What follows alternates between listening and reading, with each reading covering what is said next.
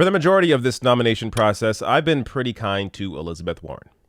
I make it obvious that I'm a Bernie Sanders supporter. I think he clearly is the only candidate that can really bring transformational change. He has the most grassroots support by far, the most volunteers by far. He's able to appeal to independents, able to appeal to Obama, to Trump voters. I mean, you go down all the data, it's obvious Bernie Sanders is the most electable and is also the person that you could actually trust to fight for you. Elizabeth Warren, I think, is a good far down second choice. But we have to be honest with what she appears to be doing here. So this report out of the New York Times. What Elizabeth Warren is quietly telling Democratic insiders. With phone calls, texts, and handwritten notes, the Massachusetts senator is continuing an unusually determined outreach effort to show party officials she is aligned with them. Now, look, I'm going to be as objective as possible here. On one hand, this is great strategy. I mean, courting party insiders, forming relationships with the Democratic leaders. Essentially, here she's aiming for superdelegates. So if it went down to a contest between her and somebody else, she would, use those relationships to try and get superdelegates on her side if it went to a second ballot where superdelegates could actually vote. And on top of that, it just helps to have the support of Democratic insiders throughout all these different states. But on the other hand, this approach clearly has an impact on not even Warren's willingness, but anybody's willingness, any candidate doing this. It will have an impact on their willingness to fight for the average person. So when you are courting these Democratic insiders, you're forming these relationships, you're having these private meetings with them, that's going to impact your worldview. Even if it's not consciously, then subconsciously. Your environment impacts you. It's human nature. More from New York Times.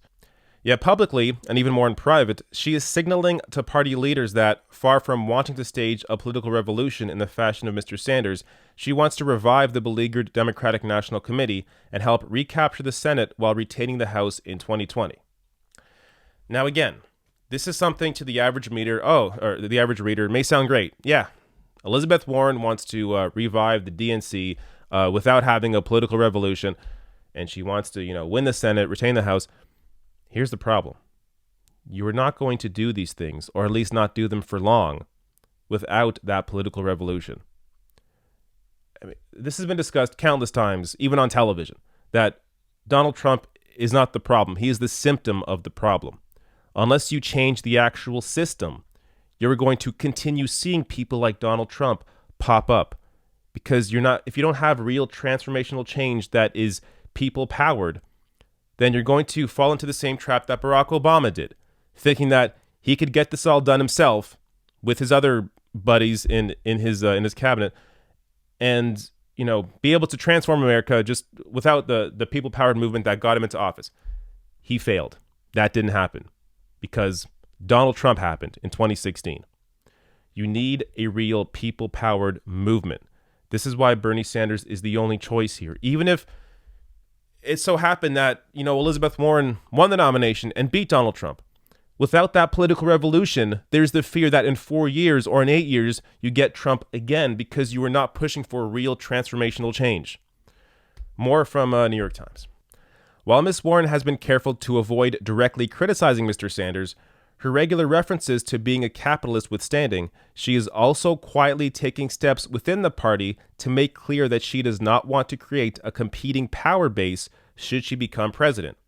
She was one of the first Democratic candidates to sign a pledge circulated last month by the Association of State Democratic Committees, vowing not to create any parallel political or organizing infrastructure that would compete with the national or state Democratic parties.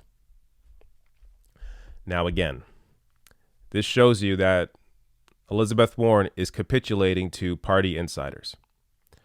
Party insiders are afraid of a real grassroots people-powered movement, which is why I'll get to it later, but you see them on television now, beginning to be a little more open to Elizabeth Warren. And that's because they see right now the top three is Biden, Bernie, and Warren. Biden's support is falling quickly, which means you have Warren and Bernie at the top. And in that scenario, they side with Elizabeth Warren. Because Elizabeth Warren is reaching out to them. Elizabeth Warren doesn't want to challenge their power, doesn't want to challenge all their failures. I mean, you had the Democratic Party lose over 1,000 seats over the course of 8 years under Barack Obama and Nancy Pelosi. Elizabeth Warren doesn't want to challenge that power, even though they are total failures. So again, this is why it goes further than just winning the election. There needs to be actual reforms.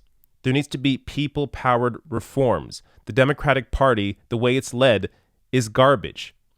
That needs to be changed. That needs to be challenged by an actual people-powered movement.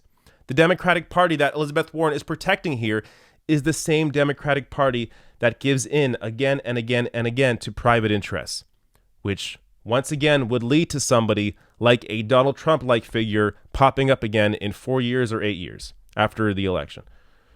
So, you could tell I'm annoyed by this because I like Elizabeth Warren. I think she would be a solid VP, but she would have to be VP because I would not trust her in the power position. The moves she's making right now do not give me any confidence that there would be any meaningful change from a Warren presidency. More on this from New York Times. Ms. Warren's campaign events often begin out of public view when she meets with a small group of Democratic officials in gatherings called clutches for pictures and a few minutes of conversation. While the size of her crowd last week in St. Paul, roughly 12,000, her campaign said, drew headlines and attention on social media, her meeting beforehand with a few state lawmakers may have been even more memorable for them. I mean, there you go. This article, by the way, it's written in a positive light. Like this is not meant to be a takedown of Elizabeth Warren. This is meant to be discussing how, oh, look at her. Elizabeth Warren's reaching out to Democratic Party officials, insiders. Isn't that fantastic? But it's not. These private meetings, as I said, it has an impact on you as a candidate. If not consciously, then subconsciously. People naturally are impacted by their environment. Instead of meeting with Democratic Party insiders, Elizabeth Warren should be having meetings with organizers, activists, unions. That should be her focus. Her focus should not be Democratic Party insiders. And that's not to say that Warren's not meeting with organizers or activists or unions. I'm sure she is. But there is clearly a focus here on meeting with Democratic Party insiders and telling them that she is not going to challenge their power if she wins. This may give you some indication, as I said, as to why there are people on television, people in the media that are now a little more open to Warren than they were before because they see the writing on the wall. It's likely going to be Elizabeth Warren or Bernie Sanders. And in that scenario, they trust Warren to protect their power and their wealth more than Bernie Sanders, who clearly actually wants some real transformational change.